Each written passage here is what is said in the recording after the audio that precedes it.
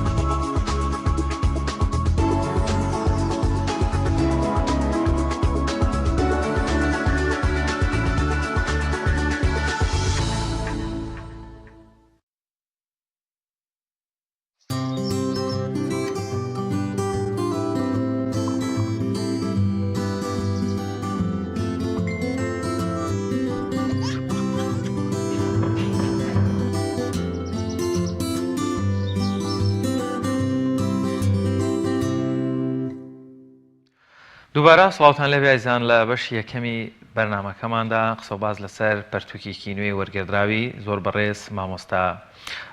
ئیبراهیم مەیکعەلی دەکەین بە ناوی ئاین و دەوڵەت و جێبەجێکردنی شەریعەت. ئەم پەرتووکە لەلایەن دکتۆر محەممەد عابد جابریەوە نووسراوە بە کوردیکردنەکەشی لەلایەن مامۆستا ئیبراهیمەوە بۆ مامۆستاش لێرە لە ستۆدیۆ لەگەڵمانە. یاخوا بەخێر بێ مامۆستاگەن. مامۆستاگەر لەوە دەست پێ بکەین ئەم پەرتووکەی لە بەردەستی منە دوو ڕۆژە لای من و خوێندمەوە نیوە و نیوە چڵ فریا کەوتم بەڵام ناوەڕۆکێکی سەنگین و جوان و توانم بڵێم جۆرێک لە جۆرەکان بەشێک لە بابەتەکانی وەکو پێویستی ڕۆژی ئێستا یاخود کەمتر قسەیان لەسەر کراوە ئەگەر خۆت پێناسەیەکی ئەم کتێبە بکەی پێشەوەی بچینە ناو ناوەڕۆکەکەیەوە زیاتر بەوردی ئاین و دەوڵەت و جێبەجێکردنی شریعەت چۆن دەست کرد بە وەرگێڕانی سەرەتا بە ناوی خوا سوپاس بۆ ئەم بانگێشتکردنەوە و ڕەخساندنی ئەم دەرفەتە ئەم کتێبە تاوانی یەکێکە لە کتێبە ناودار و دیارەکانی دکتۆر محەممەد عابد ئەلجابری بەس بۆ ئەوی کتێبەکە بناسیین من پێم باشە پێش ئەوە نووسەر بناسیین بزانین نووسەر کیە لە ڕوانگەی ئەوەشەوە ئەتوانین کتێبەکەش زیاتر بناسیێنین تەبعاً نووسەر ساڵی 1935 لە ناوچەی ڕۆژهەڵاتی وڵاتی مەغرب لە شاری فەجیج لەدایک بووە ساڵی 2010 کۆچی دوایی کردووە کەواتە ئەم نووسەرە بەڕێزە نووسەرێکی مەغربیە و 75 ساڵ تەمەنی کردووە لە سەرەتای تەمەنیەوە دایک و باوکی لە یەک جیابنەوە لای باپیرەی و خاڵوانی و پورەکانی ئەژی باپیرەی گرنگی زۆری پێدا بەو بۆنەوە کەسێکی هەڵکەوت و دەرەچێت و لە خوێندنگەی فەڕەنسیا وەرەگیرێت وەرگرتنیشی لە خوێندنی فەڕەنسیا خۆی بۆ خۆی دەرگایەگە بێ بۆ کرانەوەی عەقڵ و زیاتر پێشکەوتنی بەگشتی سی بەرهەمی چاپکراوی هەیە کە یەکێک لە کتێبەکانی ئەم کتێبەی بەردەستی جەنابتانە بەڵام ناودارترین کتێبەکانی کتێبێکە لە چەند مجەلەدێکە بە ناوی نەقد العەقل العەرەبی بەگشتی ناوەڕۆکی کتێبەکان یان ئاراستەی نووسینەکانی ئێستا ئەچمە سەر ئەوانش ئینشاءڵڵا بەس پێم خۆشەوەکو بڵێ کابرا بناسیت بایەخی بزانی کەسایەتی ئەم پیاوە کەسایەتێکی گەورە بووە لە ژیانی 6 جار خەڵاتی گەورەی وەرگرتووە 5 خەڵاتی ڕەت کردوێتەوە ئەو خەڵاتانی کە ڕەدی کردوێتەوە یەکێکیانی موعەمەر قەزافی بووە یەکێکیشانی سەدام حوسێن بووە لەو سەردەما ئەو دوو کەسایەتی خەڵاتی کەسێک بکەن و ڕەدی بکاتەوە خۆی بەخۆی معنایەکی گەورە و دەلالەتێکی گەورەی هەیە ئەوە بەگشتی نووسەر لەو چەند دێڕا من بە پێویستی نازانم کاتی زیاتری بەرنامەکەی پێوە بگرم کتێبەکەش تەبان کتێبێکە وەکو لە ناونیشانەکەی دیارە ئاین و دەوڵەت کە دوو دوانن هەت لەو سەردەمەوە هەتاوەکو ئێستش کە ئەو کتێبە ساڵی 90ەکان چاپکراوە لەو سەردەمەوە تاوەکو ئێستا و پێشتریش هەر جەدەلێکی فکری و سیاسی لەبارەی پەیوەندی ئاین و دەوڵەتەوە هەیە ئایا ئاین لە دەوڵەتدا ببڕێت یا تێڵکێش بێت یا لە مێژووە ئاین و دەوڵەت بەیەکەوە هاتوون یا دواتر هاتوون تەمەەن ئەم کتێبە زۆر بەوردی ئەو بابەتە تاوتویەکە تاوتویەکی زۆر متەوازن و مەیدانی و جوان گرنگترین ئەو شتانەی کە کتێبەکە جەخت و تشکی ئەخاتە سەر بریتە لە بەرژەوەندی گشتی زائدەن تەئسیل الئوسول ئەمە دوو بنەمای گەورن بەرژەوەندی گشتی لە هەموو سەردەمێکە تەوەری داڕشتنی ئەحکام و شەرائعی ئەرزی و ئاسمانیە یعنی هەموو یاسایەکە دای ئەڕێژی ئەگەر دەسەڵات دای بڕێژێت بەرژەوەندی گشتی تیا ڕەچاو ئەکات ئەگەر بەرژەوەندی گشتی تیا ڕەچاو نەکرا ینی لە دژی خەڵکە کەوابوو یاسانیە هیچ دەسەڵاتێک یاسا دژی هاوڵاتیانی خۆی ناڕێژێت دووهەمیش تەئسیلی ئوسول هەموو فەقیهێک هەموو باحسێک کۆمەڵێک بنەمادا ڕێژێ بۆ میتۆدی کاری خۆی ئەو ئوسولە ئیسلامیانەش ئەو ئوسولە فقیانەش کە لە فقی ئیسلامی و شەریعەی ئیسلامی هەن هەر یەکەیان میتۆد یا هەر چەندانەیەکیان میتۆدی یەکێک لە فەقیهەکانە ئەم بۆچوونی وایە نابێت قەتیز بین لەو ئەسڵ و بنەمایانە بەڵکو ئەو بنەمایانە بەرینەوە سەر ئەسڵە ئەساسیەکەی خۆیان بۆ نمونە فەقیهێک لەسەر چه ئەساسێک ئەم ئەسڵەی داڕشتووە سەرنجی داوە لە قورئان لە سێبەری بەرژەوەندی گشتیە ئەم ئەسڵەی داناوە بۆ نمونە بنەمای لا ضەرەرە وەلا ضیرار ئەمە بەراوردێکی تەواوی قورئانی کردو ئەم فەقیهە واروە بەرژەوەندی گشتیشی لێک داوەتەوە لا ضەرەرە وەلا ضیراری داڕشتووە یا مەسەلەن ئەلبادی و هووە الئەظلەم ئەمەش خۆی بۆ خۆی بنەمایەکی تری فقهیە دەست پێشخەر هەمیشە تاوانبارە ئەگەر خار بێت تاوان ڕووبە کەوابوو فەقیهی ئەم سەردەمەش باحسی ئەم سەردەمەش نووسەر و دڵسۆزی ئەم سەردەمەش نابێ قەتیز بێت لەوە کە ئەوان کردویانە بەڵکو ئەبێ وەکو چۆن ئەوان کردویانە فەقیهی ئەم سەردەمەش ئەوە بکات نمونەیەکی زۆر جوان ئەهێنێتەوە ئەڵێ بۆ نمونە یەکێ لە مەسادری تەشریع بریتە لە عەمەلی سەحابە عەمەلی سەحابە نەک بۆ معنای ئەلبەت وا باوە ئەگەر سەحابە شتێکیان کردبێ بڕیارێکیان دابێ ئیشتیادیەکیان کردبێت ئیتر هەتایە ئەم ئیشتیادەی ئەوان وەکو بڵێ پەیڕەو بکرێت و بکرێتە بنەمای ژیان بەڵام ئەم ناپەیوانیە ئەڵێ من وا ئەڕوانم بۆ ئەم بنەمایە سەحابە ڕەزا و ڕەحمەتی خۆیان لێبێ کە توانیویانە لە دەرەوەی دەقبیر بکەنەوە بڕیار بدەن یاسا دابڕێژن ئەو عملیان هی ئیقتیداکردنەکەوا بوو فەقیهی ئەم سەردەمەش ئەتوانێت لە دەرەوەی دەقەوە ئەو ئیشتیهادەی ئیشتیهات ئەگەر هەڵە نەبم زا و بستەڵح ئاینی بەکارێ کە ڕۆژگارێک یارانی ڕسوڵی سەروەر درودی خوای لەسەر بێت توانیوانە بەدەر لەو چوارچێوەش کە هەبووە یاسایەک دانێن ئێمان بێ ئەوە وەرگرین لە دەرەوەی دەقەکان یاسایەک دانێن نەک ئەو یاساکە بزەبت یعنی بیرۆکەی یاسادا ڕشتنەکە وەربگرین کە ئەسحاب بۆ نمونە مەسەن ئەگەر عومەر بکەین بە نمونە لەناو هەموو هاوڵانە عومەر دووشتی لێ ئەگەڕێتەوە یەکێکیان موافقاتی عومەر ئەوە بووە کە لە سەردەمی ژیانی پێغەمبەر عەلەیهی سەڵات وەسەلام چەند پێشنیارێکی کردووە وەکو پێشنیارەکەی لەبارەی دیلەکانی بەدرەوە وەکو پێشنیارەکەی لەبارەی حیجابی خێزانەکانی پێغەمبەرەوە عەلەیهی سەڵات وەسەلام وەکو پێشنیارەکەی لەبارەی مەقامی ئیبراهیمەوە کە پێشنیاری کردو دوایش وحی ئیقراری بۆ چوونەکانی گۆڕستانی مسلمانان پێشنیار گۆڕستان ئیتر دواتریش ئێنەسەوە ئەوە پێڵەن موافقاتی عومەر بەڵام ئیشتیهاداتی عومەر وەکو داهێنانی تەقویم وەکو منعی زەواجی کتابیات وەکو دابەش نەکردنی سەوادی عێراق وەکو ئەو گۆڕستانێک کە جەنابەت فەرمووت دایان نمونەی تر کەوابوو ئەم ئیشانە کە عومەر کردوێتی ڕاستە هەریەکەیان خۆی بخۆی داهێنانێکە بەڵام داهێنانی گەورە ئەوەیە کە عومەر توانیوێتی بە حزوری پێغەمبەر بە حزوری وحی و هەروەها بە حزوری ئەو هەموو کە لە پورەی کە لە بەردەسا بووە توانێتی ئیشتیهاد بکە کەوابوو فەقیهی ئەم سەردەمەش دەبێت ئەو ورە و باوەڕە بەخۆی بات کە بتوانێت ئیشتیهاد بکات مەغزای کتێبەکە لە دەوری ئەمە ئەسوڕێتەوە زۆر بەش ئاسایی بێن تا چەند نووسەر پشتی بە دەقە شەرعەکان بەستووە بە ئاەتەکانی قورانی پیرۆز یاخود ئەو سەردەمەی کە پێغەمبەری عەزیزمان لە مەدینە دەوڵەتێکی بچووکی دروست کرد و سیاست و ئاین و دەوڵەتداری لەو سەردەمەدا بەڕێوە برد تا چەند باسی لەو بابەتە کردووە بە دەقی شەرعی پشتگیری لە قسە بێگومان هەر بۆ چوونێکی هەیە تەسیلی یەکە بە پلەی یەکەم بە قورئان دوای ئەو بە حدیث و سنەی پێغەمبەر عەلەیهی سەڵات وەسەلام و هەروەها وەکو وتمان بە عەمەلی سەحابەش بەلای ئەوە گرنگترینیان مەسەڵەن کە بابەتی لێکۆڵنەوە بێ عەمەلی سەحابەکەیە بەڵام هەر شتێکی هەڵگۆزی بێت لە سێبەری یەکێک لایەتەکان یان لە فەرمودەیەکی پێغەمبەرایە بۆ نمونە مەسەر کە باسی دەوڵەتەکە بە بەڵگەی مێژووی و هەروەها بە نەسی ئایەت و حەدیث ئەیسەلمێنێک کە دەوڵەت لە سەردەمی پێغەمبەرە نەبوو چونکە دەوڵەت خۆی بۆ خۆی پێناسەی دەوڵەت یا بنەماکانی دەوڵەت بریتە لەوەی کە کۆمەڵی خەڵک لە سنوورێکی دیاریکراوە بژین سیادەیەکی قانونیان هەبێت دەستور و یاسایەکی شانە بێت کە بەرژەوەندی گشتی ڕەچا بکە دەی لە تەمەنی عەرەبا نە پێش پێغەمبەر و نە تا سەرەتای سەدەی نۆزدەیش عەرەب دەوڵەتێکی بەم شێوەی نەبووە تەنانەت لە سەردەمی خولەفای ڕاشدینە کە وەکو بڵێ دەسەڵاتێکی فراوانیان هەبووە ئەوە نەبوو سنوورێکی دیاریکراویانە بێت تاکووە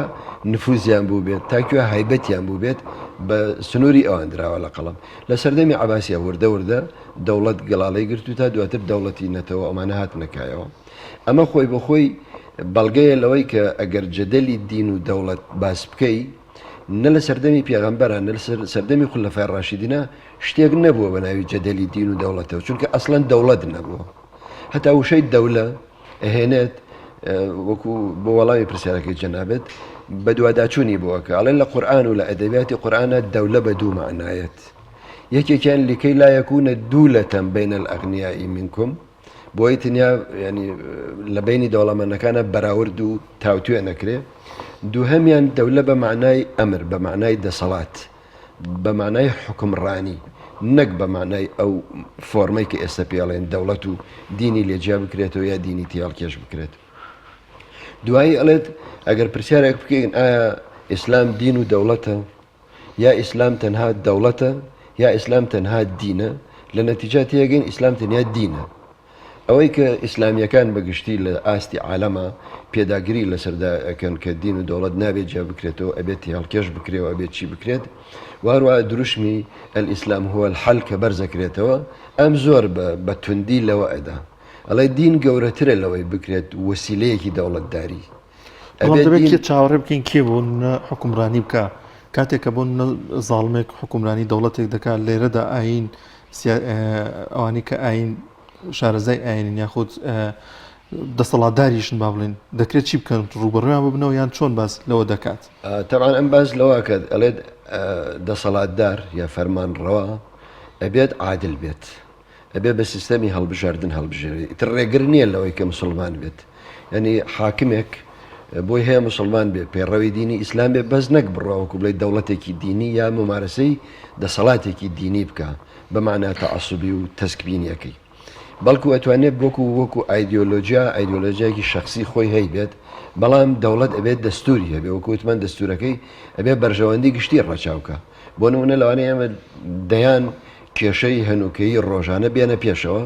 نە نمونەیان لە قورئانە هەبێت نە نمونەیان لە سوننە و لە سیرەی ئەسحابیشە هەبێت بەڵام لە چی ئێمە توانین جێ بکەینەوە لە بەرژەوەندی گشتیە بە تعبیرە شەرعیەکە پێڵەن جەلبی مەسلحە و دەفعی مەفسەدە حتى هەنێ مشتهدین ئەڵێن خۆی بۆ خۆی دەفعی مەفسەدە ینی پاڵپێوەنانی خراپەکاریش خۆی بۆ خۆی جەلبی مەسلحەتە ڕاکێشانی بەرژەوەندیە کەوا بوو مەسلحەی گشتی و جەلبی مەسلحە تەوەرەی ئەبێ داڕشتنی هەموو یاسایەک بێت حتى تەنانەت تۆ لە دنیا نابینیت پەرلەمانێک قانونێک ئەنجومەنێکی یاسا داڕشتن هەستێت یاسایەک دابڕژێت ڕەوایەتی با بە دزی ڕەوایەتی با بە پیاو کوشتن ڕەوایەتی بدات بە خراپەکاری لەگەڵ باوکو دایکە ڕەوایەتی بدا بە چەساندنەوەی گەلان و قەدەغەکردنی زمانیان قەدەغەکردنی کەلتوریان نییە بەڵام ژێربەژێر ئەمانە هەموو موارەسایەکردن ژێربەژێر سەرۆت و سامانی دەوڵەت ئەدزرێت ژێربەژێر تەصفیە و ئیختیالا دەکرێت ژێربەژێر قمار بە چارەنووسی گەلانەوەکرێت بەڵام لە سەطحە لە ئاستی دەستور و یاساداڕشتنا نابینی لەسەر ئەرزە یاسایەکدا بڕێژێت مەسەرەن ڕەوایەتی با بە دەوڵەتێک خوێنی گەلێکی تر وڵاتێکی تر بڕێژێت بەڵام مامۆستا من سەرنج یعنی ئێستا خۆی یاسا گشتیەکە بەو شێوەیە بەڵام بەداخەوە دەبینین کۆمەڵێک یاساشەیە ڕەنگە ڕۆژگارێک هەر بە یاسا بەشێک لە وڵاتی ئێمە و لە نەک کۆمەڵێک گەلی تر و کۆمەڵێک دەوڵەتی تر ئەبوو بنە قوربانی ئەوەندەی ینی بۆی زیاتر لە ناوەڕێکی کتێبەکە و ئەو دەست پێشەریانی ئەو حەلانی ئەم دایناوە دەوڵەتمان هەیە بریتە لە دامەزراوەیەک و سنوورێکی جوگرافیایی کۆمەڵێک یاسا ئاینیشمانێ بریتە لە کۆمەڵێک بنەما و چاوابیت و بیرکردنەوە و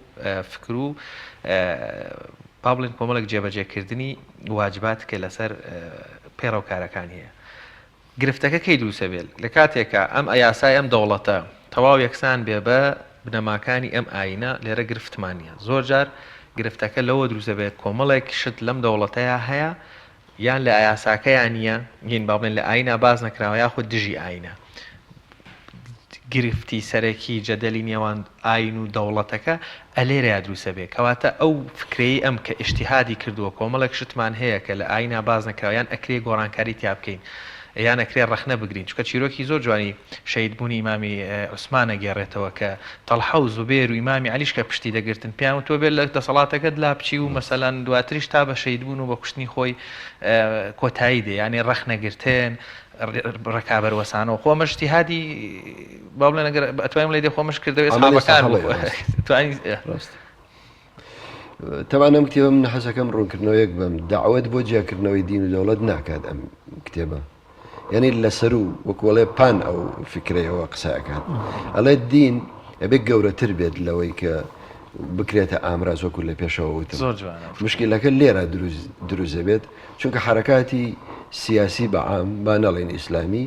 هەرێکە و ئایدۆلۆژیایەک ئیستیغلالەکەن لە سێبەری ئایدۆلۆژیەکە سیاسەتەکەیان پێڕەوەکەن لەبەرەوە بێت دین گەورەتر بێت لەوەی کە وەکو ئامرازێک ئیستیغلال بکرێت ئەو لەگەڵ ئەوەیە کە دەوڵەت کە تەشکیل لەدرێت هاونیشتیمانیانی ئەو دەوڵەتە خۆیان دەوریان هەبێ ینی سیادەی شعب باڵادەستی گەل دەسەڵاتی هەبێت لە یاسادا ڕشتنا نەکفی ئەیەک ئیتر دینی بن یا غیرە دینی ئەگە غیرە دینی بن یەن بۆ دژایەتی دین ئایدۆلۆژیای خۆیان بەکارێن بۆ دژایەتی دین و پەیڕەوانی ئەو دینێکە لەو منتیقا هەیە مەرجێ تەنیا ئیسلامیش بێت هەر دینێکی تریش بێت یا ئەگەر ئەو دەستەیەک لە دیندارەکان دیندارە تونندڕاوەکان دەسەڵات بگرنە یاسایەک داڕێژن بۆ دژایەتی غێری خۆیان ئەمە خۆی بەخۆیتر لەو بینە دین و خەڵکەکەژە بنەزەحیە بەڵام سیادەی خەڵک بە ئازادی بیر و باوەڕی خۆی دەرببڕێت ڕەچاوی زۆرینە و کەمینە بکرێت ڕەچاوی بەرژەوەندی گشتی بکرێت ئێستا لە زۆر دەوڵەتە ئابینن مەسەلەن ژمارەیەکی زۆر لە دانیشتوانی وڵاتەکە مسلمانیش نین بەڵام یاسا و دەستورەکان ئیسلامیە و هیچ سیستەمێکیش لەوان ناکرێت بەسم بۆ من خۆم بۆ خۆم چوومەتە شارێک لە ئوردن زۆربەی دانیشتوانی مەسیحی بوون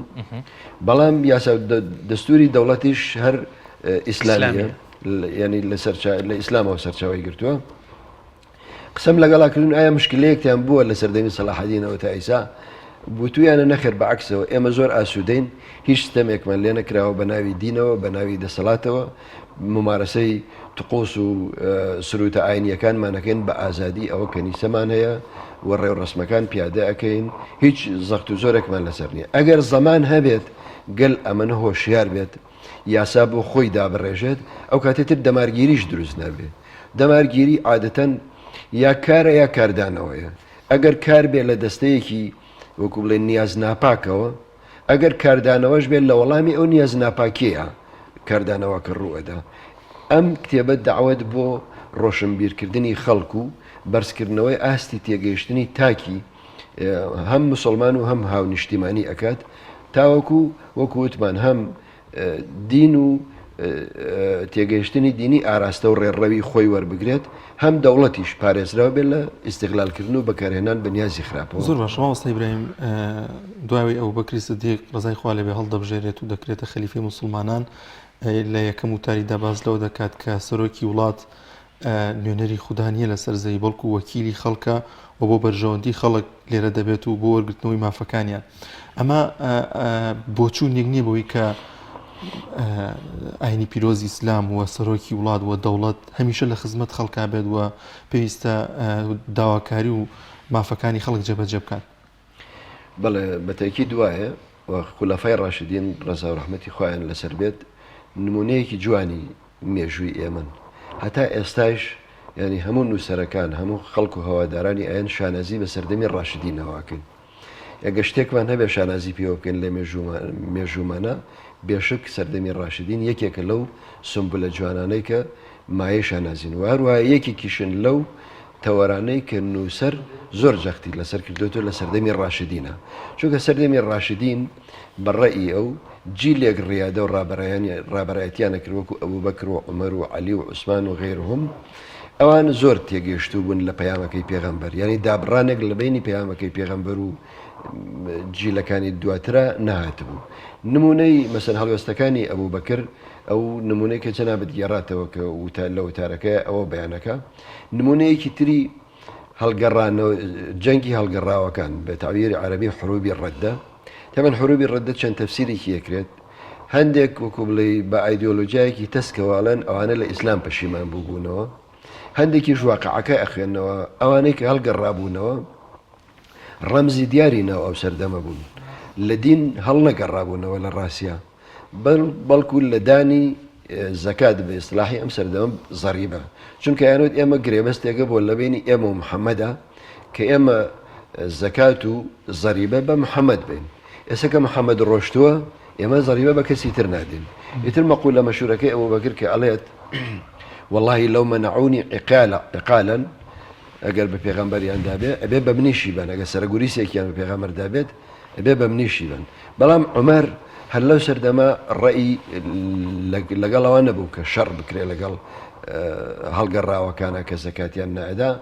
وەڕێیەکەشی بە ئەبوو بەکر وت بەڵام ئەبوو کرد بە حکمی ئەوەی کە دەوڵەت مەدار و دەسەڵاتدار بوو نەک بە حکمی تێگەشتنە دینیەکەی چونکە وەکو دوان پێگری لەسەر زەکاتەکە ئەگەر کە یەکێک بوو لە سەرچاوەکانی داهاتی دەوڵەتەکەی شەڕەکەی بەرپا کرد بەڵام دوای ئەو کە عومەر هاتە سەرکار یەکەم ئیشێک کە کردی گێڕانەوەی ئەعتیبار بوو بۆ ئەو کەسانێک کە زیانیان بەرکەوت بوو لە جەنگی ڕێددا هەرچی سەرۆت و سامانیان داگیر کرا بوو بۆی گێڕانەوە هەرچی وەکو بڵێ بەخشیش و عەتایەکیان لێ بڕابوو بۆی گێڕانەوە چونکە بەڕێئی ئەو جەنگەی کە لەگەڵیان کرابوو جەنگێکی نەڕەوا بوو بەڵام لەو کاتا کە خەلیفە نەبوو دەسەڵاتی نەبوو بڕیار بدا ئێستا کە خەلیفەیە بڕیار ئەدا کەوا بوو خولەفای ڕاشدین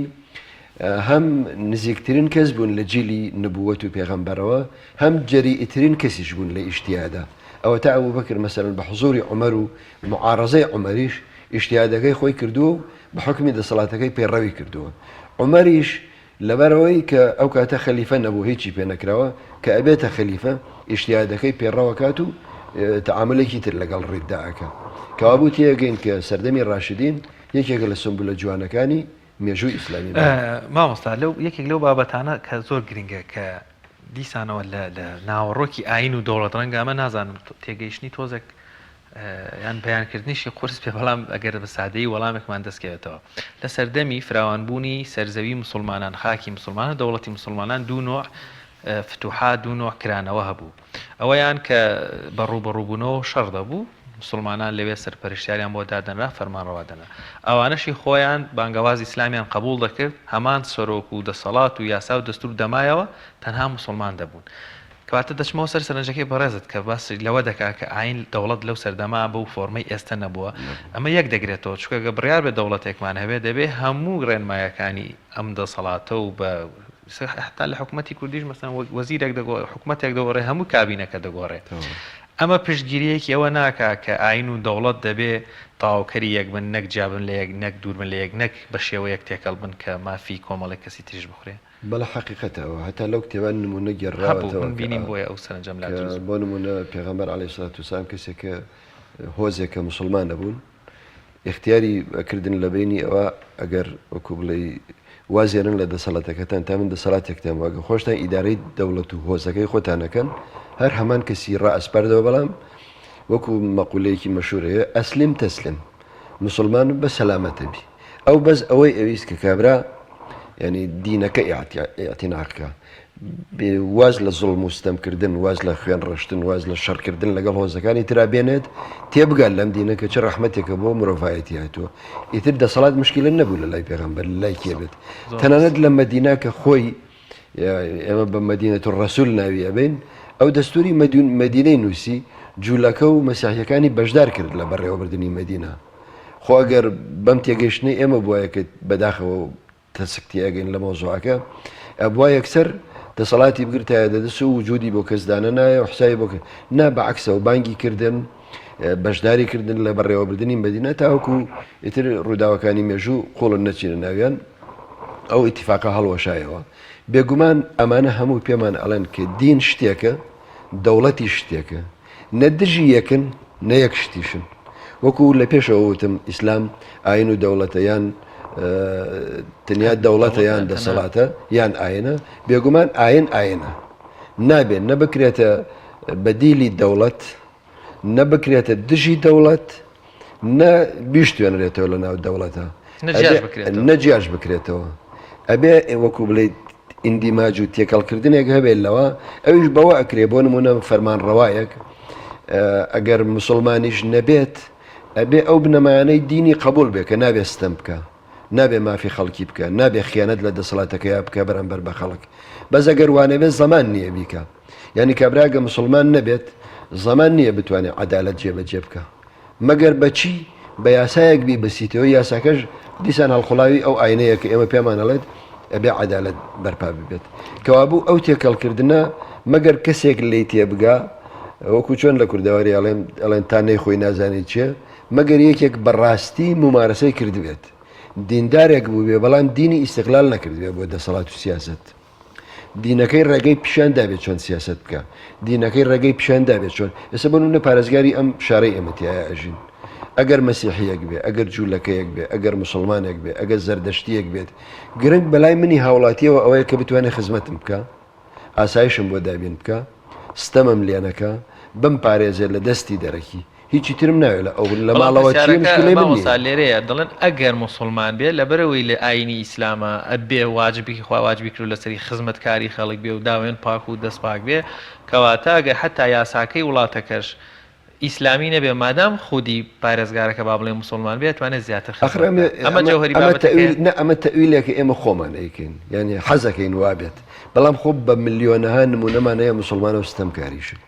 مسلمانە مشکلەکە ئەوەیەکە هەر لەو بارە خۆی مسلمان بوون ناو نییە مسلمان بوون ئەخلاق و ڕەنگدانەوەی ئەو ئاینەیە لە کەسەکە ئێستا بۆ نمونەبانەوە هیچ حاکمێک نەبێت لەم منتیقەی ڕۆژهەڵاتی ناوەڕاستە دەیان ستەمکارە بوون بە جنسیە و بە بنەماڵە و بە ڕەگەز و بە زاهریش ئەمرۆ حەجیان کردووە بەڵام ئایا بڕۆ پاشاڵیان بخوێنەوە بزانین چیان کردووە لەبەر ئەوە دروشم و ڕووکار و زاهر یعنی پشتی پێ نابەستێت عملەکەی کردەوەکەی هەڵسوکەوتەکەی پێمان ئەڵێ ئایا ئەمە ئەوەیە کە خوا ئەوێت یا ئەوە نییە هەلو بارەوە پێغمبەری عزیزمان درودی خوا لەسەر بە دەفەرمێت حاکمێکی ئیسلامیش نەبێت و مسلمان نەبێت و بەڵام دادپەروو بێ زۆر چاکترە لە حاکمێکی کە مسلمان و نادادپەروێت کەوابوو تەوەرە عەدالەتە زۆر باشە مامۆستا نووسەر لەم کتێبەدا هاتووە واقعی ئێستا پیادە بکە باز لەوە بکات کە لە ئێستادا ئاین و دەوڵات و جێبەجێکردنی شەریعەت لە بنەماکانی سیاسی ئێستادا لە زۆرە لە دەوڵەتان زەروریەتە یان چۆنچۆنی باسی و بابەتانەی واقعی ئێستای کردووە طبعا واقع ئێستا خۆی هەر وەفاتیشی ساڵی 2010 بووە 12 ساڵ لەوە پێش وفاتی کردووە وهروە نووسینەکەیشی 10 ساڵ لەوە پێش چاپ کراوە کەوابوو چاپینە نەکراوەتەوە دۆکە خۆی لە ژیان نا لە ژیانی خۆیان نەکراوەتی تا پێدا چوونەوەی بۆ بکە بەڵام باسی ئەو سەردەمەی کردووە بۆ نمونە یەکێک لەوانە ئەو کە ئەو قسەی لەسەر کردووە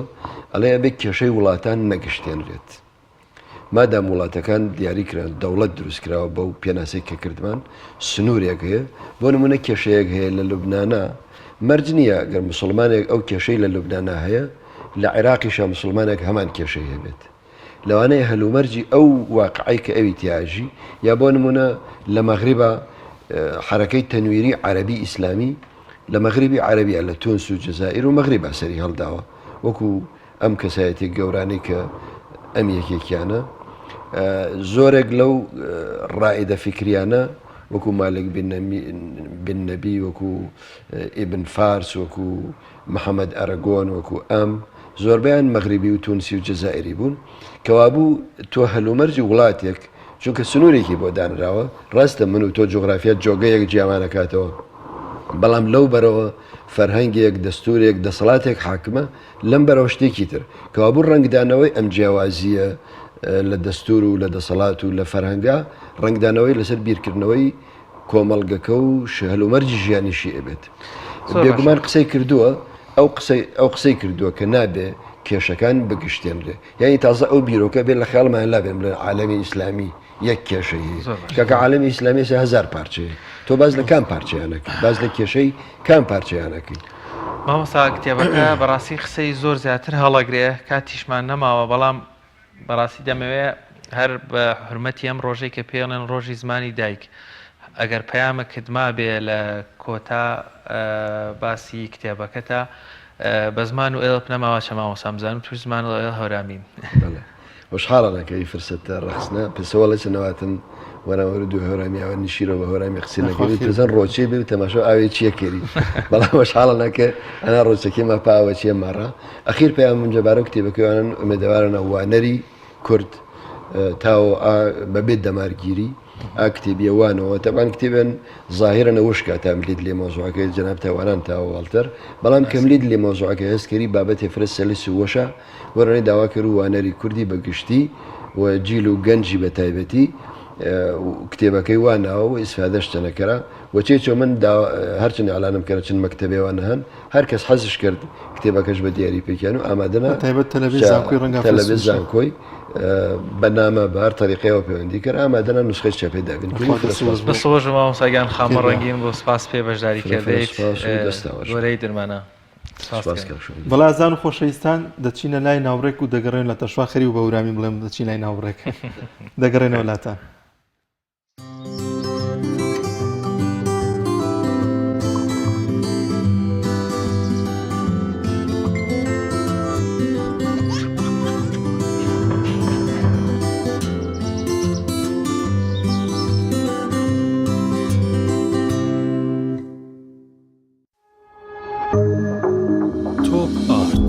تاکە بریکاری تۆڕی میدیایی کۆمەڵ بۆ بەرهەمهێنان و بڵاوکردنەوەی ڕێکلام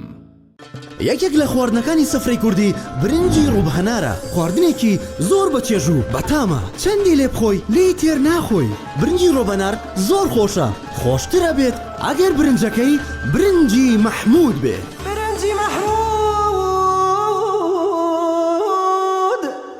کام شیر باشترینە بۆ کۆرپەکەم شیری دایک باشترین و پارێزراوترین سەرچاوی خۆراکیە بۆ کۆرپەکەت بەڵام لە هەندێک باردا دایکان ناتوانن شیری خۆیان بدەن بە منداڵەکانیان بۆیە من پێشنیاری شیری کۆنفیلاک دەکەم وەکو تاکە جێگرەوەی شیری دایکان کە لەلایەن فۆنتێراوە بەرهەم دەهێنرێت کە شارەزایی زیاتر لە 50 ساڵیان هەیە لەو بوارەدا. ئایا کۆنفیلاک گونجاوە بۆ گەشەی کۆرپەکەم؟ بە دڵنیاییەوە کۆنفیلاک سەرجەم سەرچاوە گرنگەکانی خۆراکی تایە بۆ گەشەی سروشتی منداڵ و بەهێزبوونی ماسوولکە و چاو و ئێسک و گەشەکردنێکی ئاسایی مێشک. ئەتوانی نمونەیەکی تاقی بکەینەوە؟ بێگومان ئێوە دەتوانن نمونەی شیری کۆنفیلاک تاقی بکەنەوە و ئەنجامە سەرسوڕهێنەرەکانی ببینن. شیری کۆنفیلاک تاکە شیری جێگرەوە دوای شیری دایکان دەوڵەمەندە بە ئۆمیگا 3 ئاسن، کۆلین و ڤیتامین و کانزاکان و سەرجەم سەرچاوە خۆراکی گرنگەکانی گەشەی کۆرپەلا. کۆنفیلاک یەکەم شیر دوای شیری دایک.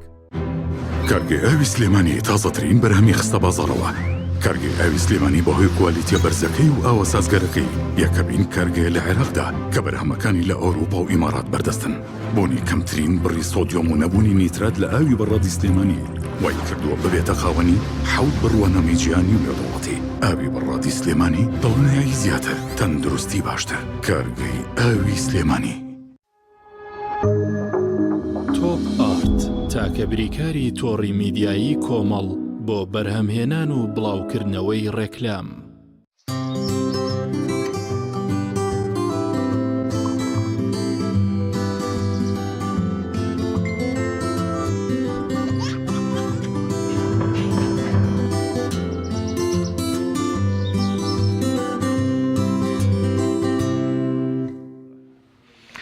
دووبارە سڵاوتان لێبێ ئایزان،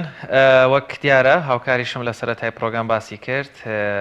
ئەمڕۆ لە جیهانە بە ڕۆژی جیهانی زمانی دایک باز دەکرێت، ئێوە دیاری کراوە بۆنێەوە لە زۆربەی ناوچەکان چالاکی هەیە. یەکێک لەو ناوەندە زانستیانە زانکۆی سلێمانیە لە سکۆڵی زمان چالاکیەکەیە. هاوکارمان وشار محەممەد لەوەیە، وشار سڵاوت لێبێ و لە زانیاریەکان لە وەچالاکیەکان لە ڕۆژی زمانی دایک لای تۆ چیت لایە ئەگەر بۆمان بگوازیتەوە؟ سڵاو لە ئێوە لە بینەرانی کەناڵی ئاسمانی پەیام. وەکو ئەمەشە پێکرد لە بەشی کوردی لە کۆلێژی زمانم لە زانکۆی سلێمانی ئەمڕۆ پانێلێک بۆ بەشێک لە پسپۆڕان و شارەزایانی بواری زمان لە ڕۆژی زمانی دایک بەڕێوە دەچێت و لەو چوارچێوەیەشدا کاروە بە دوواداچوون و توێژینەوەکان دەکرێتە ڕوو دەربارەی ئەو ئاریشانەی ئەو گرفتانەی و ئاڵنگارانەی لە بەردەم با بڵێن ستانداردی زمانی کوردیداهەیە. وەکو دەزانین کە لە هەرێمی کوردستان و لە کوردستانی گەورەش بە چەند دیالێکتێک زمانی کوردی پێ ئاخافترێ قسەی پێ دەکرێت و لە هەمان کاتیشدا سەرڕای جیاوازی قسەکردن لە هەمان کاتیشە ڕێنووسیش بەشێکترە لە گرفتەکان کە لە کۆلێژ زمان ئاماژی پێدەکرێت تەنانەت لە سنووری پارێزگای سلێمانیدا هەر لە میدیاکانەوە سیر بکرێت چەندین ڕێنووسی جیاواز و شێوازی وشەی جۆرا و جۆر بەکاردێنرێ. من بۆ زانیاری زیاتر و لە هەمان کاتە وەرگرتنی دوایین هەوڵەکان و دوایین توێژینەوەکان بە دوواداچوونەکان بەڕێز دکتۆر شکار عەبدولکەریم لەگەڵای کاک دکتۆرەگەم فەرمونە ئێرە لە بەرنامەکان میوانی سەرەکیمان کەمێ بە هەورامی قسەی بەشی هەورامەکەماندا بەڵام قەیناکە جەناب وەربە سۆرانێک قسەمان بۆ بە هەورامەک. کاک دکتۆر بە شێوەی گشتی با پرسیارەکەم لەوە دەست پێ بکات. لە ماوەی ڕابردوودا خۆمانزای لە سەرەتای 60ەکانەوە لە بەغداد بەشی کوردی هەبووە، لە 68 لە سلێمانی هەر بەشی کوردی هەبوو. یعنی بەدێژایی ئەم ماوەی ڕابردووە و لە نیوەی دووەمی سەدەی ڕابردووەوە زمانی کوردی لە کۆلێژ چیتان با بڵێن سەوز کرد، چیتان شین کرد لە ساڵانە ئەم دیبەیت و پانێلانە ئەکرێ چیەکەن بۆ ئەوەی زمانی کوردی بکەنە خاوەن زمانێکی ستاندارد؟ سواز بۆ جەنابتان، سواز بۆ ئامادەبوونی کەناڵی ئاسمانی پەیام و کەناڵی بەڕێزەکانی تر. طبعا وەکو بەڕێزت ئاماژەت پێکرد لە ئێمە لە ساڵی وەکو با بڵێن ڕاستیەکەی ئێمە ئەگەر بگەڕێنەوە سەر خوێندن بە کوردی ئەوە گرنگە بڵێن ئەتوانین بڵێن ئێمە لە هەوڵەتەکانی سەرەتاوە کە شاعیرانی کوردی وەکو نالی وەکو مەحوی وەکو سالم وەکو کوردی وەکووانە هەوڵیانداوە بە زمانی کوردی بنووسن و زمانی کوردی بێ بە زمانێکی فەرمی. بەس پێشەوە ئەتوانین بڵێن زمانی دیالکتی گۆران یا هەورامی هەر زمانی ڕسمی بووە، با بڵێن وەکو زمانێکی ڕسمی مینشینی ئەردەڵان زیاتر لە 700 ساڵ زمانی ئەو مینشینە بووە و زۆرێکی کوردستانی ڕۆژەڵات و باشوور بە زمانە قسەیان کردووە. بەڕاستی تەنانەت تا زازاکەوێتە کوردستانی با بڵێن ڕۆژ ئاوا کەواتە ئێمە زمانی کوردی بەڕاستی لە چەند قۆناغێکی نشینەکانە باەخی زۆری پێدراوە لە سەردەمی نشینی بابان ئەم زمانەی کە بۆ بە بناغی ئەم زمانی ئێستای زمانی فەرمی کوردستانی باشوور زمانی نشینی بابان بووە وردە وردە بۆ بە زمانی نووسین و خوێندەواری و ئەمانە و شاعران ئیشان بۆ کردووە بەڵام وەکو لایەنی ئەکادیمی ئێمە قسەی لەسەرکەین لە وەکو جەنابەت وتە لە ساڵی 62 لە بەشی کوردی زانکۆی بەغدا بەشی کوردی کراوەتەوە کۆمەڵی مامۆستای گەورە و ناسراوی کورد وەکو مامۆستا علادین سەجادی وەکو مامۆستا گۆران وەکو با بڵێن مامۆستا عەبدوڕەزاق بیمار کۆمەڵێ لەو خەڵکە بەڕێزانە وابەستا بوون لەوێ دەرسیان وتوەتەوەوانە و ئەم خوێندکارانە بەشە لەم خوێندکارانی کە هین بوون با بڵێن دکتۆرە دوایی بوونەتە پرۆفیسۆرەوانە وانە بەشێکیان هەر لەوێش هەم قوتابی بوون و هەم دوایی بوون دەتەوە بە مامۆستا وەکو خاڵێ خۆشبوان دکتۆر معروف خەزنەدار دکتۆر عیزەدین مستەفا ڕەسوڵ وەکو زۆر لەو بەڕێزانەی تر با بڵێن دکتۆرە نەسرین فەخری خاڵی خۆش بێ ئەمانە ئەنجا لە ساڵی 68 وەکو جەنابەت باست کرد لە زانکۆی سلێمانی کە یەکەم زانکۆی کوردستانە کە کراوەتەوە با بڵێن بەتایبەتی لە کوردستانی باشوور توانم بڵێن وڵای لە کوردستانی گەورە کە زانکۆیکی گرنگ بوو بێت و ڕۆڵی هەبوو بێت دروست کراوە ئێمە ئەگەر بێنە سەر حەقیقەت ئیشی زۆر زۆر گەورە کراوە یعنی نابێت سەیری زمانی کوردی تەنها لە ڕوانگەی بەشە کوردیەکانەوە بکەین چونکە با بڵێن ئێمە ئازانی خەڵکێکی زۆری لە شاعران لە نووسەران لە دڵسۆزان هەوڵیان بۆ داوە ئێمە ئەگەر سەیری حکوومەتە کوردیانەشی کە لە سەدەی 20 دروست بوون ئێمە زانین حکوومەتی شێخ مەحموود کە دروست بوو لە ساڵی 1990 خوێندنی کرد بە کوردی يعني لەم قوتابخانانەی کە لە سلێمانی ئەخوێنران نوێژە دەسەڵاتی حکوومەتی مەلیک مەحموودا بوون بە کوردی خوێندویانە ئەمە مامۆستا دکتۆر زانکۆکان نەیان کردووە من زیاتر مەبەستمەوەی ئەکادیمیستەکان مامۆستایانی زانکۆ ئەم پانێلۆ ئەم بە دوواداچوونانی دەیکەن ئەوەی جەناب باس کرد مێژووە ڕابردووە من دەمەوێت بزانم مامۆستایانی زانکۆ شارزانی بواری زمانی کوردی چیان کردووە بۆ ئەوەی هەنگاوێک بنێن ئایا لەگەڵ تەنانەت بینەرانی پێیان لەش ئێستا تەنها بیریان لە باشووری کوردستان بێ ئێمە بابەتەکە فراوانترە بۆ ئاستی کوردستانی گەورە ئایا تەنانەت لە بەشی سۆرانی سلێمانی و بەشی باکوور کە دوو لە جیاواز تەنانەت جۆرێک لەوە هەیە ڕێنەکەوتن هەیە لەوەی کە ئەوان دەڵێن زمانی باکوور بکرێ بە ستانداریان سۆرانی بکرێ بە ستاندار ئێوە وەکو خۆتان ئاستەنگەکان چییە بۆ ئەوەی خەڵک ئەڵێ ڕۆژی زمان یەکسەر بیل لەوە ئەکاتەوە ئایا زمانی ستانداردی کوردی بۆ ناوێتە زمانێک والله ئەوە خۆی ئەمە دوو مەسلەیە بەڕای من ئەگەر بە کورتی زۆر کورت وڵام بەمەوە چکە منەوێ خاڵی یەکەم ئەمەی کە پرسیارەکە جەنابتە بەس خاڵی دووەم بەڕای من گرنگترە ئاماژەی پێ بم بۆ بینەران و بیسەرانی بەڕێز خاڵی یەکەم ئێمە وەکو بڵێن بەشە کوردیەکان بەڕاستی بەشە کوردیەکان ئیشی زۆر گەورەیان کردووە خزمەتێکی زۆر گەورەیان کردووە ئێمە ئەگەر بینە حقیقت تاکە شوێنێک تاکە بەشێکی کوردستان کە خوێندن تایە ئازاد بۆ بە زمانی کوردی بە کوردستانی باشوورە هەتا ئێستش ئێمە دوێنە لە دیاربەکر خۆپشاندان بوو بۆ ئەوی کە ڕێگە بدرێت کوردی بخوێنرێ بەڕاستی دوێنە جەنابتان ئاگادارن یعنی بە کورتەکەی تا ئێستا زمانی کوردی لە کوردستانی باکوور قەدەغەیە ئەمریکا هەندێک هەوڵی بەسیط و هەندێک نووسینی بەسیط هەیە بەڕاستی بەڕای من ڕای شخصی خۆمە ناکرێت بکرێتە بنەمایەکی زانستی چووکە ئێمە تا ئێستا لەوێ زانکۆیەکمان نییە بە کوردی بخوێنێ قوتابخانەیەکمان نییە سەرەتایی بە کوردی بخوێنێ ئەمە بەراورد ناکرێت بە کوردستانی باشوور کە هەر لە بیستەکانەوە لێرە خوێندن لە قوتابخانەکانە هەبووە کەم تا زۆر وەل لە دوای ساڵی 1970 کە مەلا مستەفای بەرزانی لەگەڵ حکوومەتی عێراقیان ڕێکەوتووە خوێندن بۆ بە کوردی لە کوردستانی باشوور لەبەرەوە من ئەشمە سەر ئەوەی کە با بڵێن ڕوونکردنەوە بدەم بەشە کوردیەکان ئیشی زۆر باشیان کردووە بەڕاستی و خەڵکی زۆر بەتوانیان پێگانوە و ئێستا ئێمە ئەگەر سەیری ئەرشیفی نامە ماستەرەکان و دکتۆرەکانی بەشەکانی کوردی بکەین شتی زۆر بەنرخکراوە و نەگەر ئەوە لە بەشەکانی تریژ ینی تەنان لە بەشی ئینگلیزی لە بەشی عەرەبی يعني کۆمەڵە شت کراوە بەراوردی زمانی کوردی و زمانی هین با بڵێن عەرەبی یاز تەنانەت بەراوردی زمانی کوردی و زمانی فارسی ئەمە قسەی یەکەم قسەی دووەم کە من زۆر گرنگە حەزەکەم سەراحەت بڵێم يعني بقناعتي من ئێمە بناغی زمانی ستانداردی کوردیمان هەیە ئەمە زمانی ستانداردی کوردیمان هەیە و سیاسەکانن ئەیانەوێت چاواشەکاری بکەن و تێکی بن تێگەی چۆنە ئێمە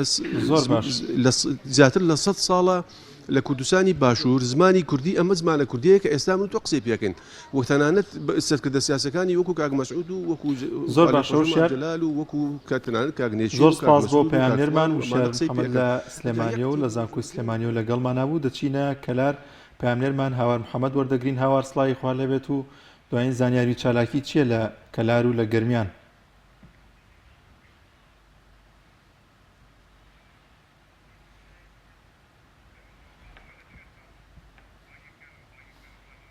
هاوار سڵای خوا لێبێت دەگەر گوێویستی من بیت زانیاری چالاکیەکان چییە لە دەڤەری گەرمیان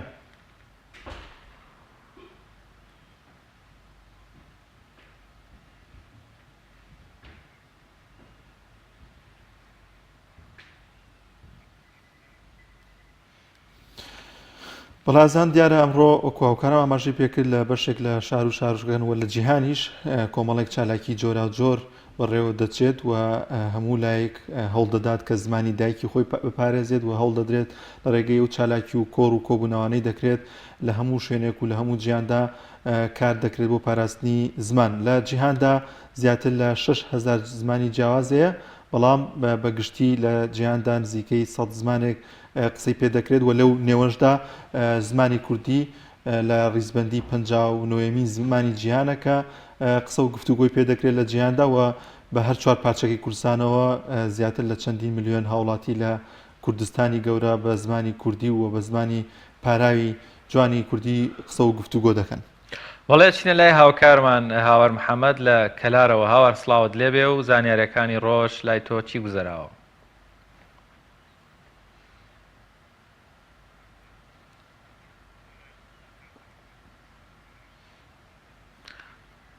هاوارگیان سڵاو لێبێ دیمەنەکانێ بینین سەرێ مەژغوڵ کردو بۆ مۆبایلەکە تابیکە بە خاتی خوا قسە بکە. ئەوە سەری بەس کردەوە بەشکم گوێبیستی دەنگمان بێن. هاوار سڵاوی خوا لەبێت گوێبیستی دەنگی ئەمەی ئێستا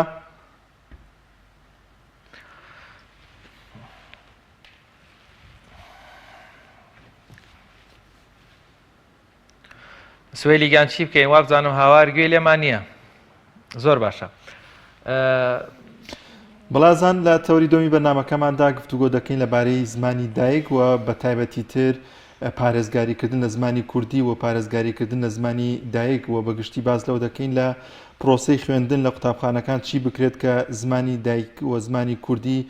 بپارێزرێت و بەرەو لە ناوچوون نەچێت و ئەگەر بەهاتنی زمانێکی دیکە لە پرۆسەی خوێندندا کاریگەی نەبێت لەسەر زمانی کوردی و پارێزرا بێت. گفتوگۆ دەکەین لەو بارەیە لەگەڵ میوانەکەمان بەڕێز دکتۆر عومەرپەتی مامۆستای زانکۆ بەڵام پێشەی بچین لای میوانەکەمان دەچین لای پەیامنێرمان ئەمجەد لە دۆکەوە لەگەڵمانە دواتر دەگەڕێنەوە گفتوگۆ لەو بارەیە دەکەین. ئەمجەد سڵاوی خوا لەبێت و دوایین زانیاری و چالاکیەکان چییە لە دۆک؟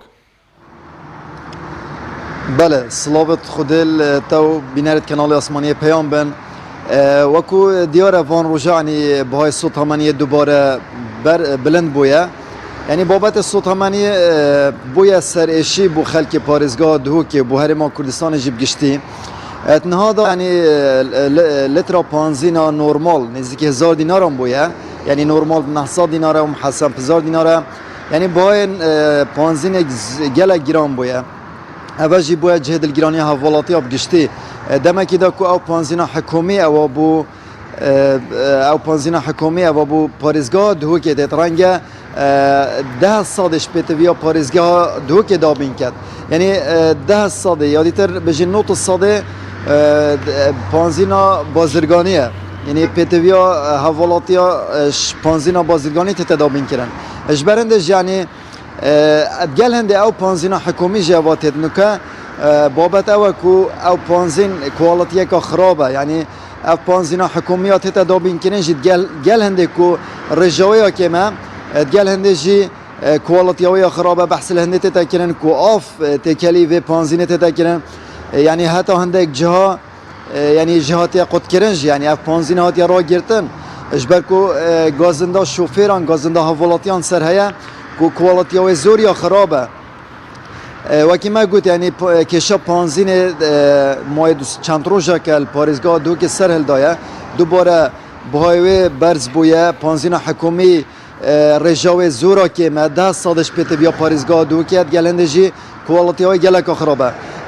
ئەگەر ئەم بەحسە سۆت هەمانیان دیتر بکەین ژە هەر هەمان شێوانی هەر کێشە هەیە بۆ نمونە غازاماڵان یعنی کێمە ڕێژاوێ کێمە ڕێژا ئەو ڕێژات هێتە پارێزگا دووکێ یا غازاماڵا geleka کێمە بەرهەندێ هەر کەسێکی تەلەفۆنێ بۆ گۆڕاپانێ غازێت کەتن ڕەنگە چەند ڕۆژە من تەلهیڤیە سرا دروست بووە یعنی هەر کەسێکی غازاماڵا ببێت پێتەویە تەلەفۆنێ بکەت و ناوی بێتە نوێسین و پشتینگێ بسرا هەتا بیتە سراوی ئەوە وەکو غاز گەل هەندێژی هرچند امی برف دو ماهی ورز سرمایه ورز زبستان چین لهتانو که بجین پانزینا او سوزا حکومت دای او بالینا حکومت دای کو گازاسپیب سر حوالاتیان دابش کرد ڕێژە gelekۆ کێمە ینی وەکومە سەرروکێ لیژنا سوتەمەنی جواتە پارێزگا دووکێ وەرگرتیم ئەوی بەحسل هەندێک کرد و ئەگەر vê mîkanizmanûke gazas pîpser havolatiyên parêzga dohokê da bêhte da beşkirin em PTV bi 2 salayne yanî PTV eger rojane bête da beşkirin em PTV bi 2 salayne ku havolatiyên parêzga dohokê hemî gazaspî wergirin lê wekû diyare ku mawê du heyvaye hatiye senterê parêzga dohokê gazaspî tête da beşkirin lê wekû me gotiye yanî rojane 2 tanker heta 3 tanker hat gihine parêzgehê ev jî ege em berawertkeyin gel rêja akincên parêzga dohokê ku zêdetirî milyon û nîv kesan e rêjeka geleka kêm e û wekû me gotiye yanî ev sala jî heman sal wekû salên borî bû yanî rêjeka kêm havolatiyên parêzga dohokê gazaspî wergirtiye her bûye ev biryara dadgeha federalî ku mavê çend rojên borî da derkeftî yanî havolatiyan nêrînên cuda hebûn bûçonên cuda hebûn yanî torên komalatî lê pitiriya wan behsil hindê kir ku eger ev biryara dadgeha federalî berjewendiya xelkê Herêma Kurdistanê da bêhte cêbecekirin rengekî ku sotemenî بۆ هەرێما کوردستانی بێتە دابینکردن زۆر سپاس بۆ پێامێرمان ئەمجد لە دووەکەوە لەگەڵمان نبووی پێم وابێت شوان دەچینە کەلار هاوار محەممەد وەردەگرین هاوار سڵاوی خوا لەبێت و زانیاری چالاکیەکان چییە لە کەلار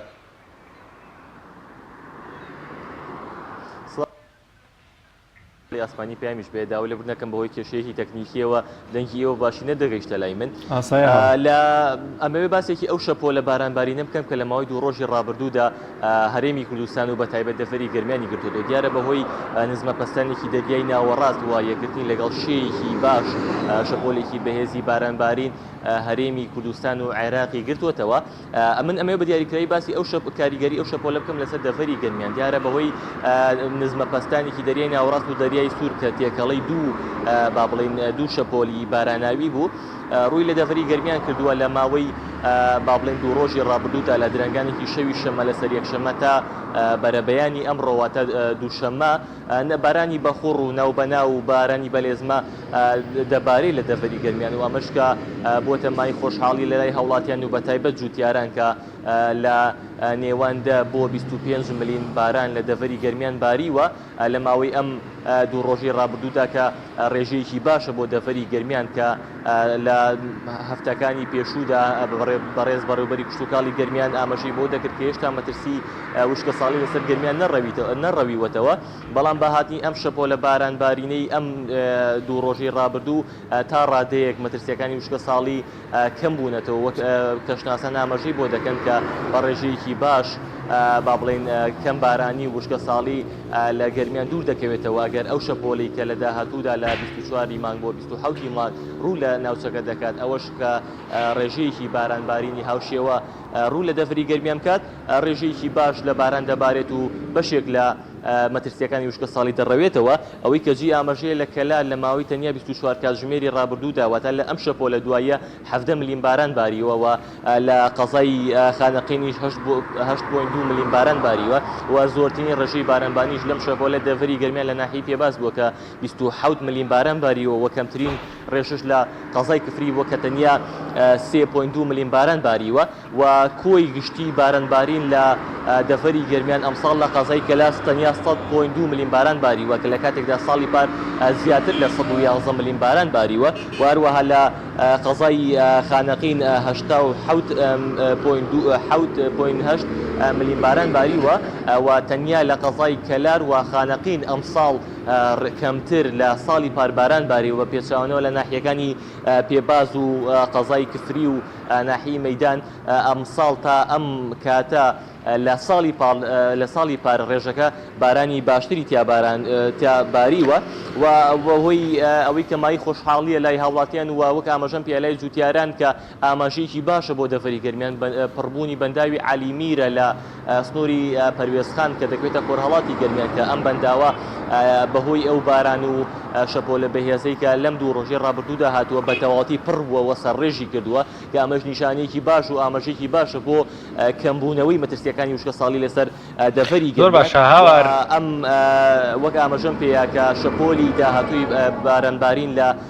کە ڕوو لە ناوچە دەکات لە 24 مانگ بۆ 27 مانگ ئەگەر بە هەمان شێوە ڕێژەیەکی باش لە بارانی لەگەڵ خۆیدا هەڵگرت بێت تا ڕادەیەکی زۆر مەترسیەکانی وشکە ساڵی لەسەر گەرمیان کەم دەبێتەوە. من ئەمێ ئاماژە بە یەک ساڵی تر بکەم لە دەڤەری گەرمیان 1,432,000 زەوی کشتتوکاڵیمان هەیە لەم ڕێژەیە تەنیا 111,000 زەوی دەیمیە واتە پشت بە ببورن زەوی بەراوە واتە پشت بە سەر چاوەڕاستەخۆکانی ئەو دەبەست بێت 1,321,000 زەوی با بڵێن دەیمیە واتە پشت بە باران دەبەستێت کە ئەمەش چاڕوانێکی زۆری لای جوتیاران وای کردو چاڕوانێکی زۆری بارانبارین بکەن و مەترسیەکیان هەبێت لە ئەگەری وشکە ساڵی وەکو ساڵی پار بەشێکی زۆری بەرهەمە کشتتوکاڵیەکان و بەتایبەتدا لە دانەوێڵە لە گەنم و جۆ بەرهەمێکی ئەو تۆی نەبووە بەشێکی زۆری جوتیاران زیانێکیان کرد بۆی ئەم ساڵ خۆشبەختانە تا ئێستا ئاماژەکان باش دەڵێن و کەشناسە ئاماژەی پێ دەکەن کە لە داهاتوودا ئەگەر بە هەمان شێوە ڕێژەیەکی یاخود شەپۆلێکی هەمان شێوەی بارانبارین ڕوو لە دەڤەری گەرمیان بکات پشتیوان بەخوا مەترسیەکی کەمی مەترسیەکی ئەوتۆی وشکە ساڵی لەسەر دەڤەری گەرمیان نامێنێت. ئەمە زانیاریەکانی لای من زۆر سپاس بۆ هاوکارمان هاوار محەممەد لە کەلارەوە لەگەڵ مامووی سپاس بۆ ڕوونکردنەوە زانیارەکانت دەستی خۆش بیاوەرگەن. بەڵازان و خۆشەویستان لە چەوری دومی بەنامەکەماندا باز لە ڕۆژی جیهانی زمانی دایک دەکەین و باز لە گرنگی و ئەهمیەتی زمانی کوردی دەکەین و چۆن زمانی کوردی بپارێزین. گفتوگۆ دەکەین لەگەڵ میوانەکەمان بەڕێز دکتۆر عومەر پەتی مامۆستای زانکۆ. کاک دکتۆر سڵاوی خوا لەبێت و سپاس کە ئەم دەرفەتت بێمە بەخشی. سڵاوی خوا و درودی خوا لەسەر ئێوەی بەڕێز و خۆشەویست بێ. زۆر سپاس. کاک دکتۆر ئەگەر باز لە ڕۆژی زمانی دایک بکەین و باز لەو بکەین کە چی بکرێت بۆی کە زمانی کوردی پەتی پارێزراو بێت و هیچ مەترسیەکی نەبێت لەوەی کە لەو ڕیزبەندی کە لە جیهاندا هەیە کە ژمارە 59 هەیە لە جیهاندا ئەو ڕیزبەندی زیاتر بەرەو خوارەوە نەچێت و بەردەوام لە ڕیزبەندی جیهانیدا بمێنێتەوە.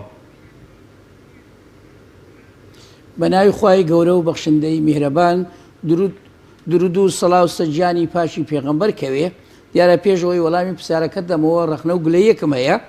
لە ئەو تەوەرە دەبایە ئەمڕۆ تایبەت بێ بە یادکردنەوەی ڕۆژی جیهانی زمانی دایک